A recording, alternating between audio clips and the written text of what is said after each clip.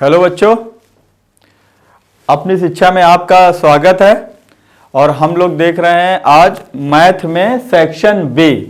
Section B में पहला question है A B is equal to B A B is equal to क्या लिखा हुआ है, B A for any two square matrices then proof by mathematical induction. यानी अगर बच्चे को मैथमेटिकल इंडक्शन का नॉलेज नहीं है तो वो क्वेश्चन नहीं कर पाएगा। मैथमेटिकल इंडक्शन हमें कहता क्या था, हमें बताता था कि अगर कोई चीज लिखी हुई है, जैसे ये लिखा है ए बी की पावर एन और लिखा है ए की पावर एन बी की एन, क्या करना है आपको? करना ये होता है कि सबसे पहली कंडीशन आप लिखेंगे put N is equal to 1। जब आप 1 पुट करेंगे तो ये कंडीशन हो जाएगी a b 1 is equal to a, ठीक। यानी ये कंडीशन प्रूफ है, क्योंकि इसको हम लोग लिख सकते हैं ए डैश बी डैश या A1 B1। ये कंडीशन बराबर आ गई, यानी पहली कंडीशन सेटिस्फाई हो गई। फिर हम लोग क्या करते हैं, n इज इक्वल टू 2 रखते हैं। जब हम लोग 2 रखेंगे तो ए बी की power 2 raised to the power 2 a square b square. Calculation करेंगे तो a square b square is equal to, वापस ये कंडीशन मिल गई n इज इक्वल टू 2 पे। इसके बाद हम लोग क्या करते हैं, अगली कंडीशन हम लोग प्रूफ करेंगे n is equal to k पर। क्या करते हैं, n is equal to k पर। क्या होता है, ए बी की होल पावर k या a raise to the power k b raise to the power k। Calculation इसको भी अगर ओपन करें तो ये भी इक्वल आ रहा, left hand side right hand side के इक्वल आ रही है, क्योंकि यहां ये कह रहा है कि ये प्रूफ करना है, इसका मतलब है। अब क्या होगा, लास्ट कंडीशन क्या करनी होती है, n is equal to k plus 1। क्या करेंगे, ए बी की पावर k प्लस 1 ए की पावर k प्लस 1 और b की पावर k प्लस 1 सॉल्व करेंगे। ये देखिए क्या हो जाएगा, a की power k plus 1 right hand side solve कर रहे हैं और b की पावर k प्लस 1। इसको अगर ब्रेक कर दें तो a की power k a raise to the power 1 b की raise to the power k b की पावर 1। अब अगर हम देखें तो ये बन गया a के b की पावर k और ये ए बी। अब अगर हम देखें तो यहां पर ये वाली वैल्यूज मिल रही है, यानी अगर k प्लस 1 में k वाली कंडीशन मिल जाए तो वो मैथमेटिकल इंडक्शन को प्रूफ करता है, प्रूव्ड। इसका मतलब है कि आपको क्वेश्चन ऐसे करना है। क्या करना है, सबसे पहले n इज इक्वल टू 1, फिर पुट करना है n इज इक्वल टू 2, फिर पुट करना है n is equal to k, फिर पुट करना है n is equal to k plus 1। और k प्लस 1 वाले में अगर k वाली कंडीशन मिल जाए तो वो मैथमेटिकल इंडक्शन को प्रूफ करता है। ये कंडीशन एकदम करेक्ट है। तो चलिए आगे बढ़ते हैं, इसका नेक्स्ट पार्ट देखते हैं, क्वेश्चन नंबर 21। सेकंड पार्ट जो है और में लगा हुआ है। क्या कह रहा है, A B A dash B dash A minus A dash B minus B dash are collinear then prove that. Condition ये है, करना क्या है, यहाँ पर आपको एरिया को 0 करना होता है। पॉइंट्स बहुत सोच समझ के रखना होंगे। एरिया की जो वैल्यू होती है वो होती है, मालूम होगी कि 3 पॉइंट्स आर कोलिनियर, तो वैल्यू क्या होती है 1/2 और ब्रैकेट में होता है x1 और यहां होता है y2 माइनस y3। यहां पर होता है x2 और यहां होता है y3 माइनस y1। जो वैल्यू यहां होगी वो y वाले में नहीं होगी। x3 यहां होगा y1 माइनस y2 बराबर 0। क्या हुआ, 1/2 था वो 0 चला गया। x1 की वैल्यू रखते हैं, x1 की वैल्यू क्या होगी a, y2 की वैल्यू आपकी क्या होगी b डैश माइनस y3 की वैल्यू क्या होगी b माइनस b डैश।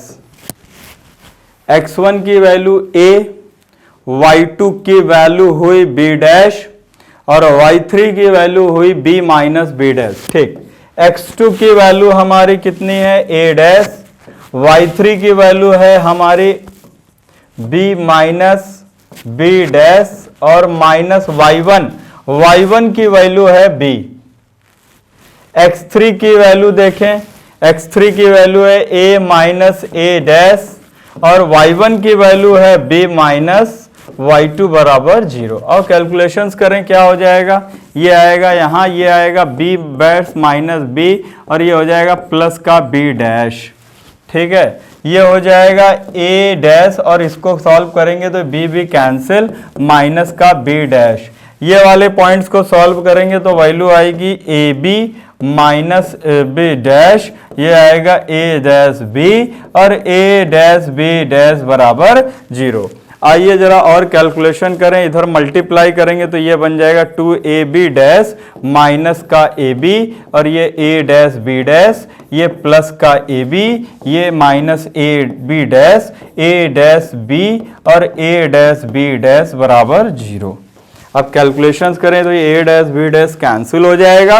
अब जरा देखें 2ab डैश से ये जाएगा तो कितना बचेगा, 2ab डैश, 2ab डैश ये भी कैंसिल हो गया, 2ab डैश से ये गया ab डैश, ये a डैश b बराबर 0। प्रूफ करेंगे तो ab डैश बराबर a डैश b। इसका मतलब ये है कि पॉइंट्स आर कोलिनियर। जब पॉइंट्स कोलिनियर होते हैं तो हमें एरिया का ये फार्मूला लगा के उसे 0 करना होता है और कैलकुलेशन करते हैं x1 x2 x3 y1 y2 y3 रख के the points are collinear then proof that. तो बेटा पेपर में क्वेश्चन को आपको जब प्रूफ करना होगा तो फार्मूला लगा के कैलकुलेशन करते हैं। क्वेश्चन नंबर 22 क्या कह रहा था, x coordinate of point on the line joining the point is 4। कहने का मतलब है 3D का क्वेश्चन है, x1 y1 z1 x2 y2 z2 is given और ये कह रहा है कि जो x कोऑर्डिनेट है वो क्या है, 4 है। x कोऑर्डिनेट है वो 4 है। तो फाइंड द z कोऑर्डिनेट, तो कोई बात नहीं है, x कोऑर्डिनेट हमें दिया हुआ है या y दिया होता या z दिया होता तो यहाँ जो वैल्यूज है वो 4 के बराबर है। तो सिंपल सी बात है, हम लोग एक ट्रिक लगाते थे, फार्मूला ध्यान होगा, वो क्या होता था x minus x1 upon x2 minus x1। फिर क्या होता था y minus y1 upon y2 minus y1। फिर क्या होता था z माइनस z1, फिर क्या होता था z2 माइनस z1। तो हमें ये वाले पॉइंट्स पे फोकस करना है और ये वाला पॉइंट्स गिवन है तो ये तो 4 है ही है। आओ z माइनस z1 की वैल्यू हम बता चुके हैं तुम्हें कितनी है, 1 है। z2 की वैल्यू क्या है, -2 है और z1 की वैल्यू क्या है, -1 है। आओ कैलकुलेशंस करें तो 4z माइनस 1 अपॉन -3 कैलकुलेशंस करेंगे। फिर से देख सकते हैं z2 हमारा कितना है, z2 माइनस z1 हमारा -2, z1 कितना है 1। ठीक है, तो z2 माइनस z1 -3 हुआ, ये हमारा 4 हुआ, मल्टीप्लाई हुआ 4 तिहाई 12 हुआ, z बराबर -12 और +1 तो आ जाएगी -11। तो z की वैल्यू आ जाएगी -11। क्या करना है, कह रहा है कि x माइनस x1 बटे x2 माइनस x1 बराबर y माइनस y1 बटे y2 minus y1 z minus z1 बटे z2 माइनस z1। तो ये कह रहा है कि x जो है वो 4 है, x जो है वो ये वैल्यू जो है s कोऑर्डिनेट 4 है। आप दूसरी तरफ से भी चेक कर सकते थे, x1 की वैल्यू क्या है 2 है, ऑब्लिक कितना दिया हुआ है x2 माइनस x1, 5 से 2 गया कैलकुलेशन, तो ये क्या बचेगा z minus z1 upon -2 upon -1। ठीक, क्या करना है 4 से 2 जाएगा 2, 5 से 2 गया 3, ये कितना है z माइनस 1 बटे -3, ये इससे कैंसिल हुआ, -2 हुआ z माइनस 1 तो z की वैल्यू क्या आ गई, देखिए जरा -1। तो कभी ये गलती मत कर देना कि ये पूरा कोऑर्डिनेट 4 है। करना क्या होता है always, that is the condition apply. क्या अप्लाई करना है, हमें ये कंडीशन अप्लाई करना, कह रहा है कि x जो कोऑर्डिनेट है वो 4 है, ये मैंने 4 रख दिया, x minus x1 x2 calculation करेंगे तो z की वैल्यू आएगी -1। 1। आइए आगे बढ़ते हैं, नेक्स्ट क्वेश्चन देखते हैं। नेक्स्ट क्वेश्चन हमारा है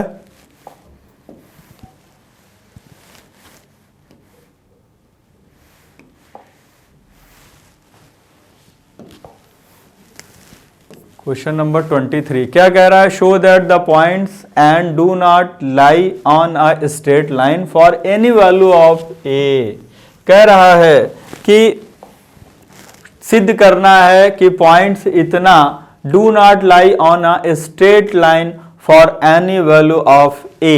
तो कोई दिक्कत नहीं है, अगर ये एक स्ट्रेट लाइन में है तो भी हम क्या कहेंगे कि संरेखीय हैं, पॉइंट्स कोलिनियर है। तो अभी अभी फार्मूला लगाया था, फिर वही फार्मूला लगाएंगे। एरिया को क्या करेंगे? 0 x1 y2 माइनस y3, फिर लिखेंगे x2 y3 माइनस y1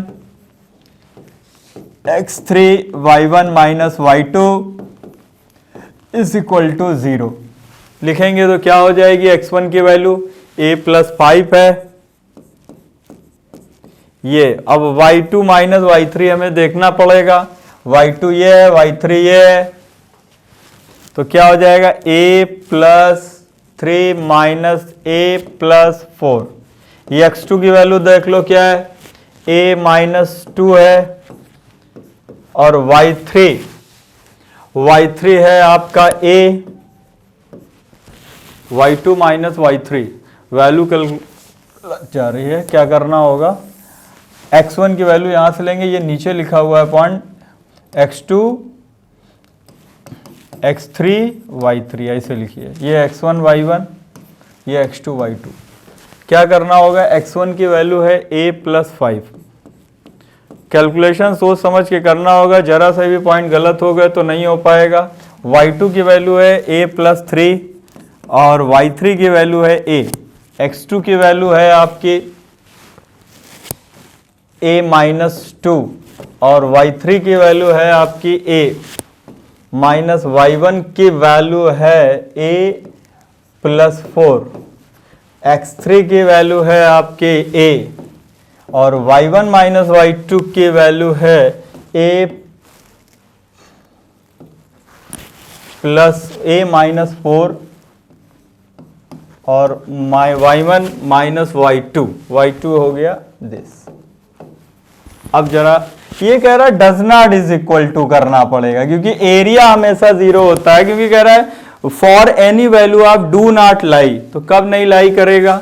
ये ए कैंसिल हो गया, ये भी कैंसिल हो गया और ये भी कैंसिल हो गया। अब जरा कैलकुलेशन करें, बचा क्या क्या? ये बचा 3a प्लस 15, ये कितना बचा? 4a माइनस 8, ये कितना बचा? 4 3 7a बराबर 0। ये देखिए 4 और 3 7a, ये कैलकुलेशन क्या दे रहा है? बराबर में 0। तो कह रहा गया कोई do not lie on a straight line for any value of A. No, कोई भी ऐसी वैल्यू नहीं होगी जो ये स्ट्रेट लाइन को रिप्रेजेंट करे, क्योंकि एक ही वैल्यू निकली ही नहीं पा रही है, वो 0 दे रहा है। ठीक, show that the points do not lie on a straight line for any value of a. तो ये कह रहा है कि प्रूफ करना है कि कोई ऐसी वैल्यू नहीं है जो ये प्रूफ करे कि ये स्ट्रेट लाइन में नहीं है। ठीक है, तो ये स्ट्रेट लाइन में है। आगे बढ़ते हैं, देखते हैं नेक्स्ट कंडीशंस आपकी। 23rd का ए क्या कह रहा है कि ये शो दैट है, ये जो लिखा है ये 0 मैट्रिक्स है। ये क्या कह रहा है? ये आई है। ठीक है, I is the identity matrix. चलिए सॉल्व करना पड़ेगा। क्या लिखेंगे? 4 2 माइनस 1 1, ये लिखा हुआ है। ठीक है बेटा, अब चलिए -2i, तो 2i का मतलब समझ लीजिए आइडेंटिटी मैट्रिक्स है, तो -2, ये 0 और ये -2, 2 क्रॉस 2 की ही बनेगी। ठीक है, पहले तो इसको कैलकुलेशंस कर लें हम लोग। ठीक है, फिर इसको कैलकुलेशंस कर ले जो मैं दूसरी लिख रहा हूं। क्या हो जाएगी? 4 2 माइनस 1 1, और यहां पर ये क्या लिखा? -3i, तो ये हो जाएगा -3 0 0 -3। और ये कह रहे हैं कि ये नल मैट्रिक्स के बराबर है। ठीक, ये नल मैट्रिक्स 0 है, ये 0 मैट्रिक्स नल मैट्रिक्स। आइए, इससे ये गया कितना बचा 2, ये 2 से 0 गया 2, इससे ये गया -1 और ये 1 से, क्योंकि ये माइनस कर रहा है, क्योंकि मैंने माइनस का अंदर डायरेक्ट गुणा किया है तो यहां पर क्या लिखेंगे प्लस, क्योंकि मैंने माइनस समेत मल्टीप्लाई कर दिया है। अब क्या होगा 4 से 2 गया 2, 2 से 0 गया 2, -1 से 0 -1, 1 से -2 ये -2 आ गया। अब हमें मल्टीप्लाई करना है सेकंड मैट्रिक्स जो बनेगी, 4 से 3 गया 1, 2 से 0 गया 2, -1 से 0 -1, 1 से -3 -2। ठीक, अब इन दोनों का मल्टीप्लाई, इस रो का मल्टीप्लाई इस कॉलम से, तो आप देख लीजिए 2 -2 पहला एलिमेंट बनेगा, इसका इससे, फिर इसका इससे करेंगे तो ये भी यही बनेगा, जीरो मैट्रिक्स आ जा रही है, इसका इससे कर दें, ये माइनस, ये +1, ये इधर जाएगा -2 +2, साफ साफ दिख रहा है कि पूरी 0 0 0 that is the zero matrix, ये जीरो मैट्रिक्स हो गई। ऐसे आपको प्रूफ करना है। यानी ये जो थे प्रूफ वाले क्वेश्चन थे, पहले वाले क्वेश्चन को आप समझ सकते हैं, डू नॉट लाई था तो ए का कोई मान ही नहीं निकल रहा है, तो वो स्ट्रेट लाइन में वो पॉइंट नहीं है, बाकी पॉइंट्स देख सकते थे। दूसरा क्या कह रहा है, ए बराबर गिवन है, ये I is the identity matrix है। कहोगे सर ये 2 क्रॉस 2 क्यों लिया, क्योंकि पहले वाली भी 2 क्रॉस 2 है, इसलिए 2 क्रॉस 2 ही लेंगे। ठीक, चलिए आगे बढ़ते हैं, नेक्स्ट देखते हैं क्वेश्चन नंबर 24 कह रहा find the journal solutions of the differential equation. तो कोई बात नहीं है, आइए सॉल्व करते हैं। dy इज इक्वल टू, इसको लिख देंगे x इंटू e की पावर y और ये हो जाएगा dx। इसको इधर ले आइए, dy ऑब्लिक e की power y is equal to e की पावर x dx। और सॉल्व करना, इसको ऊपर ले जाइए भैया,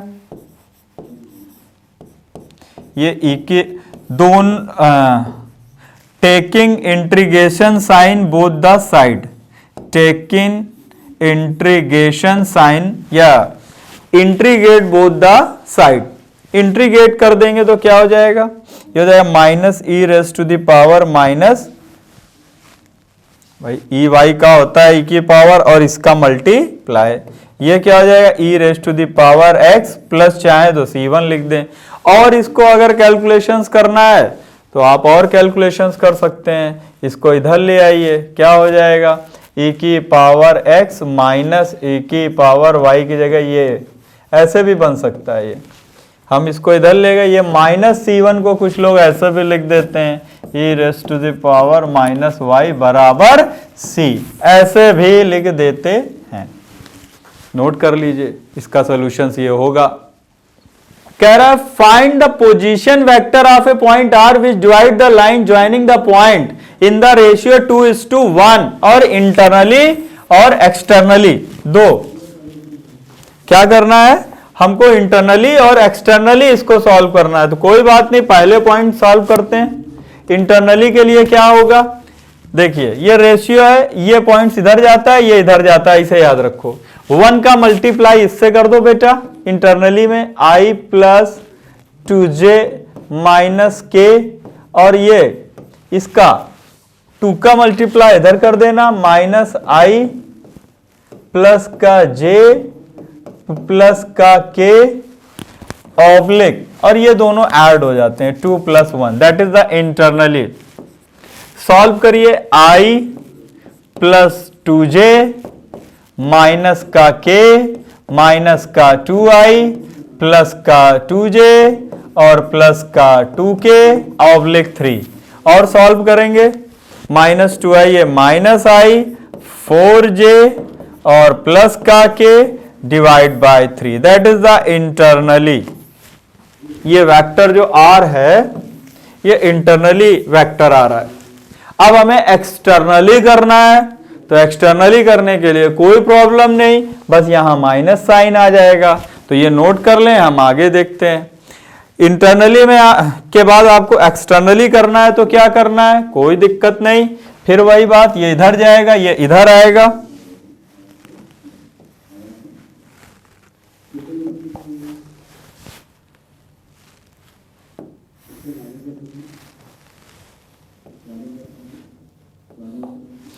एक्सटर्नली में क्या होगा, 1 का मल्टीप्लाई I से 2j माइनस का k, ये इधर जाएगा मल्टीप्लाई करेंगे माइनस I प्लस का j प्लस का k और मल्टीप्लाई होगा 2 माइनस 1, कैलकुलेशंस करेंगे I plus 2j minus k minus 2i का मतलब 2i माइनस 2j और माइनस का 2k ऑब्लिक 1, कैलकुलेशंस करें 2j क्या हो गया कैंसिल, i और ये 3i और ये माइनस 3k,